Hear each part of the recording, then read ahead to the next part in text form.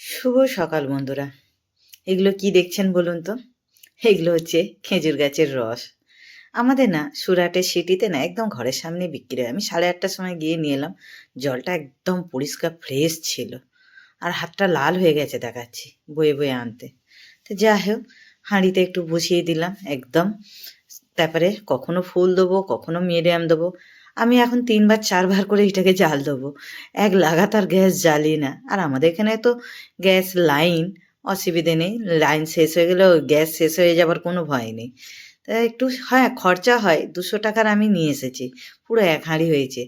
আর এই মাঝে মাঝে জানেন একটু এই গাঁজাগুলোকে ফেলে দিতে হয়।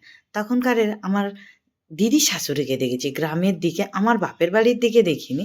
আমার দিদির শাশুড়ি দেখেছি খেজুর পাতা দিয়ে আর ওই দিয়ে রাখতো, ওই গাঁজাগুলো ওতেই ধরে নিত। আর একটু আলু সেদ্ধ মাখা পাঁপড় ভাজা নিয়ে খেলাম। খেয়ে দিয়ে তারপর ভাবলাম চলো একটু ডাল পুরি করি। অনেকে দেখেছি এই মটরশুঁটি মাখিয়েও না করে, আমরা পুর দিয়ে করি, আমি কিন্তু কোনোদিন মাখিয়ে করিনি। একবার মনে হয় করেছিলাম, কিন্তু এখন দেখছি সবাই করছে, তখন আমার কি মনে হলো চলো আমিও করি।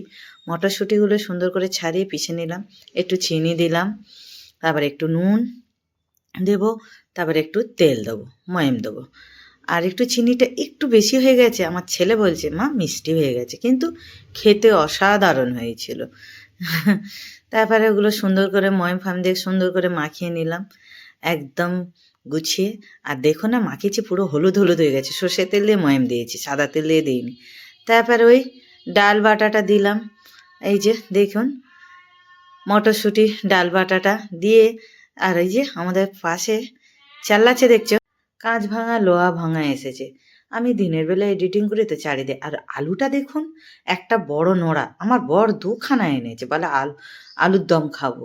তো ভাবলাম চলো একটু আলুর দম আর ওই ডাল পুরিটাও করবো। সুন্দর করে ওইগুলোকে তো মাখিয়ে নেওয়া হয়ে গেছে, মাখিয়ে একটু ঢাকা দিয়ে রেখেছি। এটা হচ্ছে দুপুরবেলা কিছুটা কাজ এগিয়ে রাখছি, আবার রাত্রেবেলা পুরিটা খালি গরম গরম ভাজবো।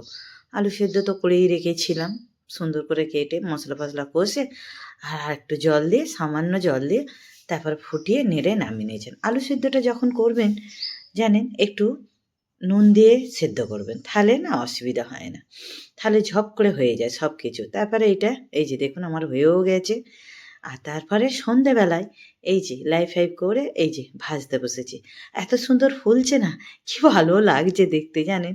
এই যে এতগুলো আবার ভেজেও ফেলেছে অনেকগুলো। তো ভাবলাম তোমাদেরকে একটু দেখিয়ে দিই। চলো সব একটা একটা করে সুন্দর করে ভেজে নিই। কিন্তু কি সুন্দর গ্রিন মাখালাম ময়দাটা, কিন্তু হয়ে গেল একটু সাদা টাইপের, জানি না কেন। তো যাই হোক, সব ভাজা হয়ে গেছে, ছেলেটাও এসে গেছে, ভাবছি ওকে একটু গরম গরম দিয়ে দিই। এইগুলো জিনিস সত্যি কথা বলতে গরম গরম না হলে না খেতে ভালোই লাগে না। মানে ঠান্ডা যতই হোক যে কোনো জিনিস একটু গরম গরম জিনিসটাই আলাদা। দেখছেন একদম ফুলকো ফুলকো হয়েছে। চলো তোমরাও কিন্তু এসো আমার বাড়িতে। তা আমার ছেলেটাকে বলি খেতে দিয়ে দিই। এই যে আলুর দম তুলেও ফেলেছি খানিকটা, 2 পিস আলু দিই। আমার ছেলে আবার আলু খেতে চায় না, কিন্তু এইসব হলে একটু আধটু খায়। আবার রাত্রে বললো মা আমার খেয়ে ঠিক হয় না, একটু মুড়ি মাখিয়ে দাও তো। আমার ছেলে একটু একটু করে জানো এখন মুড়ি খাওয়া শিখছে।